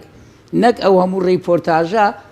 پێشکەش بکرێ ئینجا میوانە دکتۆر من پشگیری گلەیەکە دەکەم خەتا ئەو دەرێنەرەمان ڕۆژە وای گلێ کردی. بەڵێ لە کاژمێردەوە من لە ناو ستۆدیۆم بخۆتان دەزانن وەکو پرۆفیسۆر و مامۆستایەکی زانکۆ و خاوەن ئەزمون ناکرێت ڕۆژەکە تایبەت بێ بە زمانی دایک و تۆ ریپۆرتاژ لە شار و شارۆچکەکان وەرگری دەستی پێ بکدا میوانەکە ناوە تێکەڵ چێشتان بکردای ئەوە هەر بۆ زێدە زانیاری. دێمە سەر وەڵامی پرسیارەکەت بەڕاستی زۆر لایەن دەگرێتەوە بۆ ئێمە بتوانین پارێزگاری لە زمانی دایک بکەین. بەڵام پێم خۆشە بۆ بینەران وارووا بیسەرانی تەلەڤیزیۆنەکەتان بزانن زارێ ئەم ڕۆژە لە چی هاتووە. یعنی زۆر گرنگە لە ڕووی مێژووە بزانن ئەم ڕۆژی یادکردنەوەی ڕۆژی جیهانی دایک یان زمانی یەکەم یان زمانی زگماک لە چیەوە هاتووە. دیارە کارە ساتە خوێناویەکەی ساڵی 1952 لە پاکستان کە ویستی زمانی ئۆردۆ بسەسپێنێ بەسەر تەواوی پاکستان. دیارە لەو کاتە قوتابیانی زانکۆ ڕاپەڕینێکی زۆریان کرد و خۆپیشاندانیان کرد لە ئەنجام چەندان شەهیدی لێکەوتەوە. ئەمان داوایان دەکرد زمانی بەنگاڵا ببێ بە زمانی فەرمی. بەڵام دوای 47 ساڵ واتە لە ساڵی 1999 لە 21 شوبات بۆ ئەوەی گرنگی بە مافە نەتەواییەتەکان و خاوەن نیشتیمان و بێوڵاتەکان بدرێ بڕیاریاندا 21 شوباتی هەموو ساڵێک بکرێ بە یادی ڕۆژی جیهانی دایک. بەڕێزان ئەو پرسیارێک کە ئێوە چۆن ئێمە دەتوانین بەڕاستی دەبی لە تاکەوە دەست پێ بکەین چونکە کە دەڵێن زمانی دایک بابزانین زمانی دایک مەبەستی چییە؟ وەکو پێناسەیەک و ئینجا وەڵامتان دەمەوە. زمانی دایک یان زمانی زگماک یان زمانی یەکەم واتە کە لە دایک دەبێ ئەو زمانە پێی دەوترێت زمانی زگماک واتە لە زگماچیەوە لە دایکەوە بۆی دەمێنێتەوە. بۆش پێی درێن دایک چکە لە دایکەوە فێرە بێ بۆ بدرێن زمانی یەکەم چکە یەکەم زمانە کە فێر دەبێ لە دایک بوو ئەو زمانەیە بەڵام گرنگی ئەو زمانە و پاراستی ئەو زمانە لە چێوە دەست پێ دەکات یەکەم جا لە خێزان لە خێزانیش دایک ئینجا باو ئینجا خوشک و براکان پاشان بۆ ئەوەی هەڵبەت ئەم بەرپرسیارەتیش کەم نییە کە دەخرێتە سەر ئەستۆی دایک چکە پەروەرە تەناوە نییە جول و بەرگ و خواردنی بدەیتێ ئامادەیکەی بۆ ژیان کەواتە فێرکردنی زمانی دایکی زمان دەتوانین بڵێم ئامادەکردنە بۆ ژیان بەیانی کەسایەتیەکەی ئاڵ و گۆڕکردنی ئابووری پەروەردەی خوێندنی لە نێوەندەکانی خوێندن و بگرە زانکۆ و ماستەر و دکتۆرە هەمووی پشت بە زمانی دایکەوە دەبەستێ دێمە سەر دووەم باخسەی منداڵانە کە دوای دایک دێ ئینجا نێوەندەکانی خوێندن بە هەموو قۆناغەکانەوە بنەڕەتی ئامادەیی ئینجا دێنە سەر پەیمانگاکان و پاشان دێتە سەر بە کەلۆرۆس و ماستەر و تەنانەت بە دکتۆراشەوە جگە لەوە کە باسی نێوەندەکانی خوێندەکەین دیارە پەیوەندی بۆ وەزارەتی پەروەردە هەیە دێنە سەر زانکۆکان پەیوەندی بە وەزارەتی خوێندنی باڵا هەیە دێنە سەر شارەوانەکان بە وردی دوای باسی دەکەین پەیوەندی بە تابلۆ و دوکان و هینەکانەوە هەیە گەشت و گوزار وەزارەتی گەشت و گوزاریش تەنانەت دێنە سەر وەزارەتی ئاوقاف پەیوەندی بە مامۆستایانی ئاینیە دەبی ڕۆڵی خۆیان ببینین لە وتارداردا بە زمانی کوردی بەڕاستی یانی شەکە تەنها بە تاکە کەسێک ناکرێ ئەمانە لەولادە بەرامبەرەکەشی بەرپرسیارەتێکی گەورە و فەرمیەکە دەکەوێتە ئەستۆی میری کە بەداخەوە لە بڕۆ زۆر کەم تەرخەمە ڕۆلی خۆیان نەبین و هەر لە بەرلەمانی کوردستانەوە کە دەکرا بە یاسا ڕێک بخرێتن گرنگی بە زمان بدرێ نەک تەنانە لە دانیشتەکانانە یان لە داڕشتنی یاساکان بە زمانی عەرەبی دەنووسن و ئینجا دەیکەنە کوردی کەواتەوان بە عەرەبی بیر دەکەنەوە ئینجا بە کوردی دەنووسن کە ئەمەش کارە ساتێکی ترە دەتوانم بڵێم ئەمانە لایەنی پەیوەندیدارن دەبێ هەموو لە دەستە ناو دەست گرنگی بە زمانی دایک بدەن تەنها ڕۆژێکیش کەم نییە بۆ زمانی کوردی چونکە بە خۆمان خەریکی زمانی کوردی تیرۆر دەکەین زۆر باشە کاک دکتۆر تیرۆرکردنەکەش لە خێزانەوە دەست پێ دەکات تا دەگاتە میری هەموو بە یەکەوە خەریکن بەردەوام تیرۆری زمانی کوردی دەکەن شارەزی بەوەی کە کەمناڵەکانیان دەرێن نێوەندەکانی خوێندن لە قوتابخانەکان و زانکۆ تایبەتیەکان بۆی بە زمانی ئینگلیزی و ئەلمانی و تورکی فەڕەنسی بخوێنن بەداخەوە ئاگادارین کەەوە مەترسێکی گەورەیە لەسەر زمانی کوردی کاک دکتۆر ینی دوو بابەت هەیە ڕەنگە وەڵامێکمان ئێستاەوە دەست نەکەوێت کە دەڵێن زمانی دایک جوان فەرموو و زمانی دایکەکە قسەی پێدەکان نەگە و زمانستان دەرەی جا لە هەر شوێنێک و دنیا هەبێت لە کوردستانە ڕەنگە زمانی دایکی بادینان لەگەڵ زمانی دایکی لە شێوەزارەکەی فەرقی هەبێ کۆمەڵێک گرفتە ینی هێشتا ئێمە نازانین کام هەیە زمانی دایکمان کامێ زمانی نیشتیمانەکەمان زمانی ستاندەرەکەمان بۆمان ڕوونەبووتەوە بەلایەک لەلایەکی تر ئاماژەت بە کۆمەڵێک خاڵی گرنگ کرد ینی دکتۆر ئەوەندە دەستەواژەی بیانی ئەوەندە دەستەواژەی بێگانە لە ناو زمانی کوردیە هەن و ئەوەندەش دەستەواژەی جوانی زمان و نەو فەرهەنگی کوردیمان فەرامۆش کردووە گەورەترین کارەسات ینی خێراترین چارەسەر هەریژنا لەم ڕۆژەیە ئێمە بە دەرفەتی بزانین و بیری خەڵکی بێنینەوە کە ئەم دەستەواژانە بێنینەوە بڕاتە بێ دکتۆر هەنێ دەستەواژە هەیە بەکاری دێنین خەڵک وەکو جۆرێک نیشانەی پرسیارە لەسەر دروستەکە پێی سەیرە و دەستەواژێ بەکاردێنی زۆر کوردیەکی جوانیشە بەراورد بە کۆمەڵێک دەستەواژەی دەر سەرنجی بەڕێزە تێبینی بەڕێزە قسەی بەڕێزە لەسەر ئەم بابەتە بەڵێ بەڕاستی دەبێ بگەڕێنەوە لاری سایکۆلۆژی بەڕێزان کورد یەشێکە لەو نەتەوانە هەست بە کەم و کورتی دەکا لە ڕووی سایکۆلۆژیەوە بۆیە پەنا دەباتە بە زمانی بێگانەیان زمانی دووەم کە جاری وایە جێگای زمانی یەکەم دەگرێتەوە وا دەزانێت کە لە کاتی قسەکردن ئەگەر چەندان وشەی بیانی تێدا بوو یان ئەگەر مناڵەکەی لە قوتابخانەیە خوێننگایەک یا لە زانکۆیەکی بیانی خوێندی شانازی و لافی پێ لە دەدا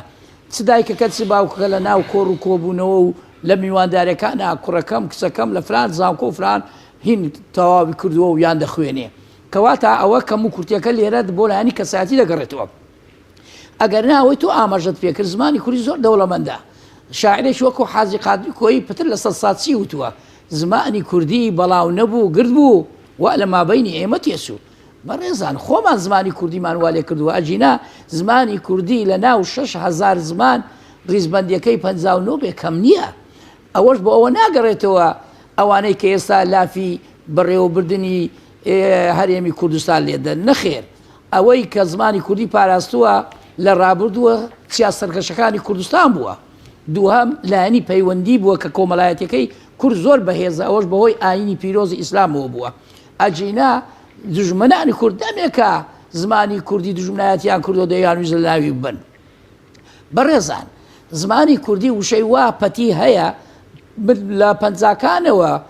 سەیریکەوە پێش پەنجاکانیش هەروەکو لێ ڕپۆرتاژێک ئاماژەی پێکرد ئەو برا بەڕێزە کە دەڵێ لە ساڵی 20 نەخێر لە 20 کەونتریشە هەر لە کاتی سەرهەڵدانی ڕۆژنامەی کوردستان ساڵی 1998ەوە دەتوانم بڵێم زمانی کوردی گرنگی پێدراوە لە ساڵی 1970 کە سەیریکەی نێونۆزنامەی پەروین و نەسرین بە کوردی بەڵاوکراتەوە بە کوردی پەتێکی جوان پاشان لە ساڵی 1926 کە باسی کرد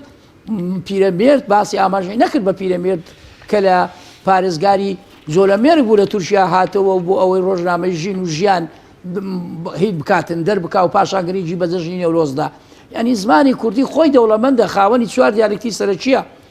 بەڵام هەڵەیەکیش ڕاستپەوە بۆ برای دکتۆری بەڕێز گوتی زمانی دیالکتی زازا لە ڕۆژ ئاوانیە لە باکوورە لە ناو تورکیایە پتر لە 15 ملیۆن کەس قسەی پێ دەکەن بەڵام بەداخەوە تورکیا ئێستا فیشاری خۆسەر خۆی 4 دیالکتی سەرەکیە کرمازی ژوور و کرمازی خوار و لڕ و زازا باسی زمانی ستاندەرشتان کرد قوربان زۆر ئاسانە ئێمە دەزانین شێوەزاری ناوەڕاست کە لە موکوریانەوە دێ و سلەیمان و تا دەگاتاو لێر ئەوەیە زالە بەسەر ستاندەری کوردی ئێستا لەبەرچی هەروەکو ئاماژەیەکە شاعیرانی وەکو ناڵی و مەحوی و ئەوانە و کوردی و سالم لەبەر ئەوەی شاعری گەورە بووینە دەسەڵاتیان هەبووە کاریگەریان لەسەر ئەدەبی کوردی هەبووە خەڵکە بۆ شێو قسەیان کردووە بۆیە ستاندەر ئەگە دەتەوێت بە فەرمی دروستی بکەیت زۆر ئاسانە لەبەر ئەوەی ئێمە لە هەر چاردیاریک دەتوانین سوود وەرگین دێن بۆن لە کرمازی ژوور وەرەگرین ئەگەر نەبوو دەچینە کرمازی خوار و نەخوار و نەبوو دەچینە لۆر لە ڕوون نەبوو لە زازا یعنی ئەم چار دیالکتە ئاسانکاری بۆ زمان دەکات بەڵام ئەمەشیان بەڕامیاری کردووە ئەنی بەداخەوە هەموو شتێکیان کردووە بەڕامیاری ئەگەرنا بۆ نمونە لە وشەیەکی خوێندکار لەلایە قوتابی بەکاردێن شاگرد بەکاردێنکە کە خوێندکار تەواوە خوێندنگا خوێندکار من لە هەفتاکان لە دووەک بووم نووسرا بوو خوێندنگاها ئامادەیە کاوە لە نووسرا بوو قوتابخانەی ئامادەی کاوە لە هەفتە لەبەر ئەوەی ئەو هەموو پارتە نەبوو نە پارت برێبێچێتیە و ئەوە شوعیە و ئەوە فلانە نەخێ لەبەرەوەی کورد ئەو کاتە هین بوو تەنها خارنگا لە باتی کێشخانە سەیری ئەو کوردە جوانە یعنی خۆمان زمانەکەمان شێواندووە وەراگە دەتەوێت زمانی پارا و پەیدا بکەیت بڕۆ سەر سنوورەکان بڕۆ گوندەکان بڕۆ ئەو پیرەژن و پیرێمەردانی کە تا ئێستا لە ژیان ماون لەوانە وەرگرا پێت وایە شت کراوە ئاکادیمیای دەتوان بڵێم کۆری زانیاری کورد لە هەفتا کە دامەزرا بەڕاستی تا 75 و ئەمانە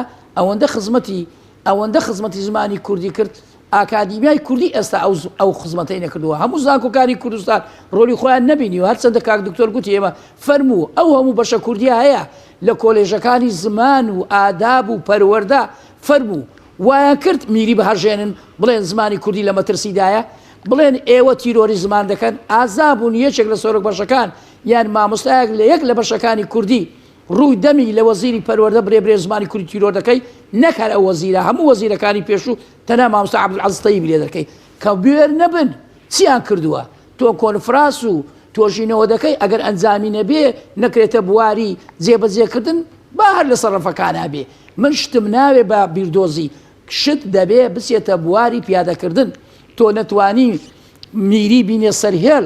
وایان لێ بکەی بەرلەمان کۆ بێتەوە و گرنج و بایەق بە زمانەکەت بدا ئیتر چیت کردووە نەخێر ئەو شتانێ کردوتانە تەنها بۆ ڕاگەیاندن بووە و وەکو ئەمڕۆ چۆن ئێمە باز دەکەین و دەڕوا گرنگ ئەوەیە یاسا دەربکەیت و ئەو یاسایە بە دوواداسوونی دا بێ بچێتە بواری جێبەجێکردن ئەگەر ئێمە ئەمڕۆ لەمڕۆوە بەخۆ نەکەوین بەڕاستی زمانی کوردی لە مەترسیدایە بۆیە پێویستە بە دوای چارەسەر بگەڕین ئەوەش دەبێ هەموو خەمخۆران بە یەکەوە بەداخەوە یانی ئێستا هەماتە لە زانکۆکان چ برێمە زانکۆکان خزمەتی زمانی کوردیان کردووە چەند لێژنەیە بۆ ئەوەی پرۆگرامەکانی خوێندن بکەنە کوردی کوێ دەستخۆشی لە مامۆستایانی کردووە کە تاک بە تەنها یان باهین هەوڵیان داوە وەریان جێڕاتۆ زمانی کوردی یان دانانیان کردووە تەنانەت بەرهەمەکانیشیان بۆ چاپ ناکەن بۆ زەی تەربێت تەرخان بکرێ بۆ زمان ناسنامەی کووردە بتەوێ یەکێک شانازی بەبوونی خۆی بکە ئەم زمانەیە بەڵام بەداخەوە گرنگجیدانەکان من دەڵێم لە ئاستی پێویستانیە دەرێ گرنگجی دراوە گرنجەکان کچی فەرموو بەرهەمم دەوێ من بەرهەمم دەوێ ئەگەر بەرهەمەکە نەبێ و ینی ئایا ئەگەر ئێوە کاریگەریتان هەبوایە ئەمڕۆ زمانی کوردی لە مەترسیدا نەدەبوو زۆر باشە کاک دکتۆر پێت وایە دوو هۆکاری سەرەکی ینی خەریکەوە دەکات کە زمانی کوردی پاشەخشێ بکایکێک ئەو ململانە سیاسی کە لە ئێستادا هەیە و هەروەها ئەو خوێندنگە ئەهلیانەی کە لە ئێستادا بەشێکی زۆریان زمانی ستاندەری نێو خوێندگاکەیان زمانی ئینگلیزیە لە ئێستادا منداڵ هەر لە منداڵی سەرەتاییەوە دەبینیت کە دێتەوە ماڵەوە قسە دەکات هەست دەکەی کە خەریکە زمانە ئینگلیزیەکە زاڵ دەبێت بەسەر زمانەکەی دایکیا کە زمانێکی خۆیەتی و خێزان و کۆمەلگاکەی قسەی پێ دەکات وە چی بکرێت بۆی کە بەم شێوازە نەبێت ئایا بەرپرسیاری یەکەم کێ لەم قەزیە ئەگەر حکوومەت و لایەنە پەیوەنددارەکان خەمساردن چی بکرێت لە ڕێگەی خێزانەوە کاتێکە مناڵەکەی بە زمانی ئینگلیزی دەخوێنێت بێتەوە ماڵەوە دایکان و باوکان ئاگیان لە منداڵەکەیان بێت بۆ بە زمانی پاراوی کوردی قسە و گفتوگۆی لەگەڵدا بکەن و زۆر جار وشەکانی بۆ ڕاست بکەنەوە کە ئەمە ئەم وشەیە ئینگلیزی یاخو زمانێکی ترە ئەمە و کوردیە پەتیەکەیەتی بەڵێ خۆی پەیامەکەت گەیشت پرسیارەکەت دەتوانم بڵێم دوو لایەنە لایەنێکیان ئەوەی کە باسی ململانەی لایەنەکانت کرد بەداخەوە لە بەردەوامیدایە بۆیە ئێمەی بەو کاتە گەیاند یعنی ئێستا کە ململانەکە گەیشتاوە خەریکن ئەو شتانەی کە لە ماوەی 30 ساڵ بەدەستمان هێناوە وا بەرەبەرە یەک لە دوای یەک لە دەستی دەدەین تا 2000 دوا بڕیارەکەی دادگای فیدرالی بوو ئەگەر وا بڕوە ئەوەندەی تریش لە دەست دەدەین بەڵێ ینی پێویستە وەکو هۆشداریەک بە ئاگا بێن ئەمە زەنجێکە من لێرەوە لە ڕێگای کەناڵەکەتان و لە ڕێگای بەرنامەکەتان بۆ هەموو بەرپرسان بە تایبەتی هەردوو لایەنی دەسەڵات بەسە ئالێرەوە دەبێ بوەستن بیر بکەنەوە لە بەرژەوەندە گشتەکانی نیشتیمان وونەتەوە واز لەو ململانەیە بینی لەسەر پۆست لەسەر کورسی لەسەر پارە ئەگەرنا ئەمانە هەر هەمووی ئەوەی تر لە دەستی دەدەن بە یەکگرتووی نەبێ ینی بە پێویستە بە هەماهەنگی و هاوکاری نەکتەنە هەردوو لایەنەکان بەرکو لایەنەکانی تریش دەست لە ناو دەست ئەمیش دەبێ پێویستە ڕای خۆیان هەبێ پێویستە کاریگەری خۆشیان هەبێ ئەمە زۆر گرینگە بەڵێ ڕامیاری کراوە هۆی کەمتەرخەمی زمان لەبەر ئەو ململانەیە ململانەکان لەبەر ئاستی پلە و پایە و پارە ئەو شەڕە لەسەر نەوت و لەسەر گاز و لەسەر ئەمانە وای لێ کردووە پرسە نیشتیمانیەکان پژوێ بخڕێ کاری دووەم کە باسی خوێندنگا تایبەتیەکان و زانکۆکان کرد ئەمەش کاکە هەر بەرهەمی ئەو دوولایەنەیە هەر بەرهەمی ئەم ململانەیە دروست بووە ئەم لەوێ زانکۆیەک دروستەکە دەبێت زانکۆیشی لێرە بێ ئەم لەوێ خوێندگا دەکات تۆ دەبێت لەوێ بێ ئەمەش خۆزگە بە بەرنامە و پلان ئەو خوێندنگا تایبەتیانە دروست بکرانایە باشە کە دروست دەکرێن بۆ یەکسەر هەمویان دەبێت بەس بە زمانی ئینگلیزی یا فەڕەنسی یا ئەلمانی یا تورکی بێ شانازیش پێوە دەکەن هەرچەندە ئەم خوێندنگایانە وش و زانکۆکانیش هەموو مرچی هەردوو لایە بۆ کەسێک هەیە کەسێکی ئاسایی بتوانێت زانکۆیەک بکاتەوە یان خوێندگایەک ئەگەر پشی خواری تێدا نەبێ بەڕێزان ینی بەڕاستی ئەمانە کە باسی زمانتان کرد بەرنامەی خۆیانەیە پرۆگرامی خۆیان هەیە بەداخەوە ئەو دایک و باوکانە شانازی بۆ دەکەن کە مناڵەکانیان لەو خوێندگایە دەخۆن چێن دەوڵەمەندەکانن ئایا ئەمن دەتوانم یان یەکێکی وەکو ئێوە دەتوانانی مڵانەکانی بباتن هەر لە باخسەی منداڵانەوە باخسەی زاروک بابە هەندێک پەیڤش بە کرمازی ژوور و باخفین هەر لە باخسەی زاروکانەوە هەتا دەگاتە بە زانکۆ بە کەلۆرس و ماستەر و دکتۆرا ئەمانە کە دەخوێنن کوڕ و کوڕی چێن بەرپرسانن دەوڵەمەندەکانن خاوەن کۆمپانیەکانن نزیکەی ساڵانە بۆ مناڵێک دەوانێت دەفتەرێک دەڕوە 50 گەڵا دەداتە کرێی خوێندن ئەدی کرێی هەچوو ئەدی خواردن ئەدی جلوبەرێک ئەدی پێویستەکانی تر ئەوە چیناتیەکی دروست کردووە ئێمە گەڕاندوتەوە بۆ دواوە هینێکی زۆر هەژار و هەروە چینێکی زۆر دەوڵەمەند مام ناوەندیەکە نەماوە ئەمڕۆ پارسوار ڕۆژی تر دەکات دوومە ئێستا هەتا پێشەم پارەی مانجیەک وەرگیراوە ئیتر چۆن کارەسات دکتۆر باشە بەڕاستی و پرسیارە دێتە ئاراوە بۆچی حکوومەتی کوردی لایانی میری کوردستان ئەوەندە دژی زمانی کوردی ینی ئەم پرسیارەشم لەوە سەرچاوە دەگرێت لە پێش ئاماژەت بە بابەتی شارەوانی کرد هەزاران ناومان هەیە لەسەر تابلۆکان بە ناوی بێگانن قوربان یەکەم کەسی شیاو جێلێمە کەسی شیاو لە شوێنی شیاو نییە یعنی ئەوانەی بەرپرسن و بەرپرسی یەکە من هەتا دێتە خوارەوە بەڕاستی درسۆز و خۆمخۆر نین لە ناشارمەوە دووەم پسپۆر نیر یعنی یەکێک کە دەکرێت بە وەزیری پەروەەردە یان خوێندنی باڵا یان دەکرێتە پۆستێک لە وەزارەتەکان وەرەگریە ئەو پسپۆریەی نییە شایسەی ئەو شوێنە نییە خەمخۆر و دڵسۆز نییە ئیتر بەڕێ دەبێتە هۆی کەم تەرقەمی و پژوێخستنی ئەم زمانە یعنی ئەو کەسانە خەمخۆرن بەڕاستی ئەو کەسانەشی چیان لە دەست نیەک کەسی تاکن یعنی ئێمڕۆ ئیش بە تاک ناکرێ هەر بۆ بیرهێنانەوەی ئێوە بەڕێزان بیسەران و بینەرانی تەلەڤیزیۆن و بەرنامەکەتان ئێستا لە وڵاتان ئیش بە گروپ دەکرێت تیم گروپ یعنی تاقە کەس لەوانەیە ناتوانێت فریای مش بکەوێ دەبێت بە گروپ ئیشکرێ ئەو گروپە چی دەوێت بۆ دزە و پارەی دەوێت خۆ گاڵتەیە ئەم شتە نییە برێکاکار ئەو خوانێ گولان خوانێک و دانیشتێکە پێویستی بە لێژنەیە پێویستی بە کەسانی شارەزایە پێویستی بەدام و دەستگایە ئایا دەزانی لە وڵاتانی پێشکەوتوو سەلتەر و دەستگای وا هەیە بۆ بایەغدان بە زمان بۆ نمونە بابچین ئێران نزیکترین دراوسێمانە ڕۆمانێک یان شاکارێک بە زمانی ئینگلیزی دەنووسێ ئەوان دەچن لەگەر نووسەرەکە پێک دێن لە هەمان کاتا ئەوانیش دەیکەنە فارسی ناچن بە ئینگلیزەکە چاپ بکەن لەگەر خاوەنی ڕۆمانەکە پێک دێت کە ئەو بە ئینگلیزی بەلاوی کاتەوە لە ئێرانیش بە زمانی فارسی دێ ئەوەی گریژدان بە زمان کا ئێمە دام و دەستگایەکی وەرجێڕانمان هەیە کا ئێمە گریژان و سنتەرێکمان هەیە گریجی بە زمانی کوردی بدا بەداخەوە سنتەرمان ئێمە بۆ زمانی ئینگلیزی لە زیاتی ئەوەی گرنگجی بە زمانی کوردی بدەن چەند مامۆستای عەرەب دێتە ئێروکانە فێرە زمانی کوردی نابێ بەرە زۆرە بڕۆ تۆ لە بەغداوانە برێوە بزانێت دەبێ عەرەبی بزانی لە وڵاتی ئینگلیستان دەبێ ئینگلیزی بزانی لە ئەوروپی بەپێی زمانەکان ئەلمانی و ئەمانە ئەگەر نەتەنانە نەک لە ماستەر و دوکتۆرە وەرن ناگرن دەبێ 6 مانگ تا ساڵێک بچی بە شێوەی ئاستەکان زمانەکە فێربی اینجا وەردەگیری فەرمووت هەزار جار من هاوارم کردووە لە کۆڕ و کۆبوونەوەکان و لە سیمینەرەکان و وەرشۆپەکان و لە چاوپێکەوتولەکانم دەڵێم کاکە پێویستە ئێوەش بەرنامەتان هەبێ گرنگجی و بایەق بە زمانتان چەند عەرەب ئێستا لە کوردستان دەژی چەند کەس ملک و ماڵ و هینی کسەرەت و سامانی هەیە و کڕیتێ با بە زمانی خۆی قسە کەم تەنها ئەگەر یەکێک بۆ خۆی پارنەرێکی هەبوو فێربێ جیران نییە بۆ نایکەیە مەرز زمانەکە فێربێ کەم تەرخەمەکامی لە خۆمانە دەبێت لە خۆمانەوە دەست پێ بکەین و گلەی نابێت لە بێگانە بکەیت زۆر باشە کاک دکتۆر با تۆزێک لە سیاسەتیش دووری خینەوە چەنە تەواوی پاشەکشێکردنی زمانی کوردی بۆ سیاست و دەسەڵاتداران دەگەڕێتەوە بەڵام لە نێو ماڵەکاندا ئێستا شتێکی دیکە هەبێت دایک و باوک دوو لەهجەی جیاوازیان هەبێت یەکێکیان بۆنمە شێوەزارێکی دیکە هەیە و کەشیان شێوەزارێکی تری هەیە لەم نێوەندەدا چی بکرێت کە منداڵ لە هەردوو شێوەزارەکە فێر ببێت وە کە گەورە بۆ دوو شێوەزارەکە بزانێ یان زۆر جار دەبینی دایک و باوکەیە تەعەسوبیان هەیە پێی خۆشە کە ئیلا بیلا دەبێت ئەو شێوەزاری کە خۆی دەیەوێت باوکەکە یاخود دایکەکە فێر ببێت ئەمە ئایا کاریگەری دەبێت بۆ باشترە منداڵ وا فێر بکرێت کە هەردوو شێوەزارەکە فێر ببێت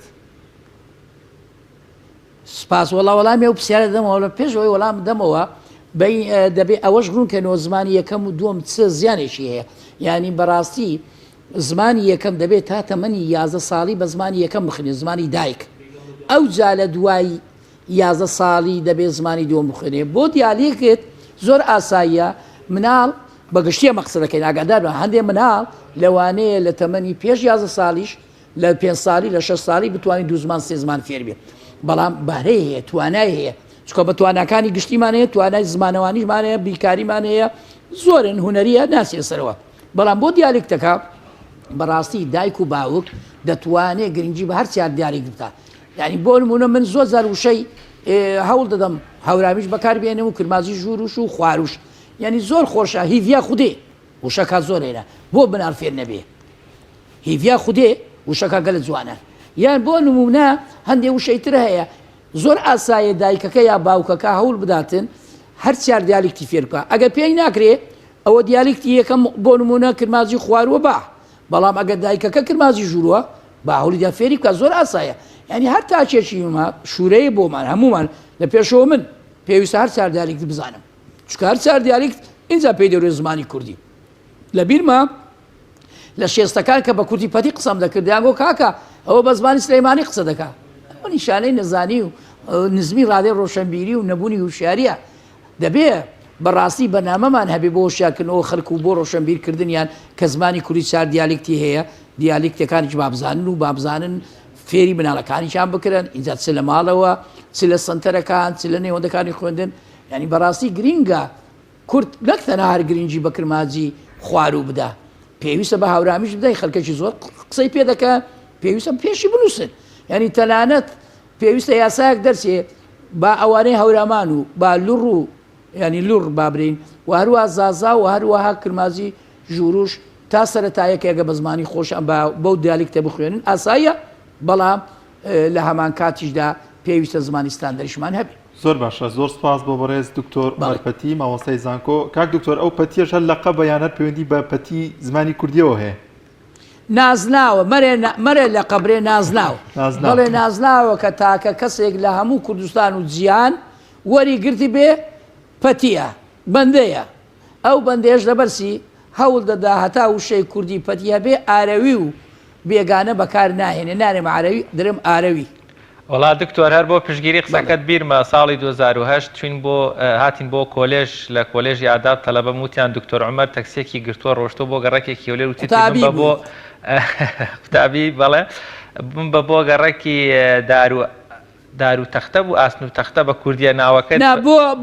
بۆ دار و ئاسن بەڵێ دار و ئاسن ئەو بەڵێ چەندی گوتم دار و ئاسن نەیزانی کورە زانیم نازان گوتم لە بین دوو کەوانە گوتم حەدید و خەشب ماوەستا دە بە کوردی قسە بکە زۆر باشە زۆر سپاس جارێکی تریش دەچوون بڵێ بۆ کۆشتی باکوور هەر گوتم کۆشتی باکوور کۆتی ماوەستا سەری گوتم بکاکە بم بە بۆ هین کورە ناوەکەم بە عەرەبیش لە بەرنیێستا کۆشتی باکوور ناوەکەی هەتا بە عەرەبی نەم بۆ نەیزانی ئیتر هەر کۆشی باکوورەکە بوو ئیتر ئەویش تێراگەیشت زۆر باشە زۆر سپاس کاک دکتۆر سپاس کام دەرفەتت بێمە بەخشیوانی بەرنامەکەمان بوویت بەڵێ زۆر سپاس بۆ بەڕێز پرۆفیسۆر دکتۆر عومەر پەتی مامۆستای زانکۆ وەروە شارەزا و پسپۆڕی زمانی کوردی و زۆر بە زمانێکی شیرینی کوردی پەتیانە قسە دەکەم هەمیشە من ئەگەر لەگەڵ دکتۆرەکەمە گفتوگۆ بیر لەوە کەمە کۆمەڵێک زاراوە وشە بەکاردێنم تەواو پەتی بن بەڵێ بیدەرانی عەزیز لەگەڵ هاوکارم دانیار بە هاوکاری هاوکارانمان لە کۆنترۆڵ پرگە و بابەتەکانی ئەمڕۆی پرۆگرامی پامی ڕۆژمان پێشکەشکردن لە کەم و پشتی بمان بورن و دووبارە داوای لێبوردنیش لە کاک دکتۆرەکەین ئەمڕۆ لە ستۆدیۆ زۆر ڕامان گرت ئیشەڵا بە گەوری خۆی ئەمان بورێ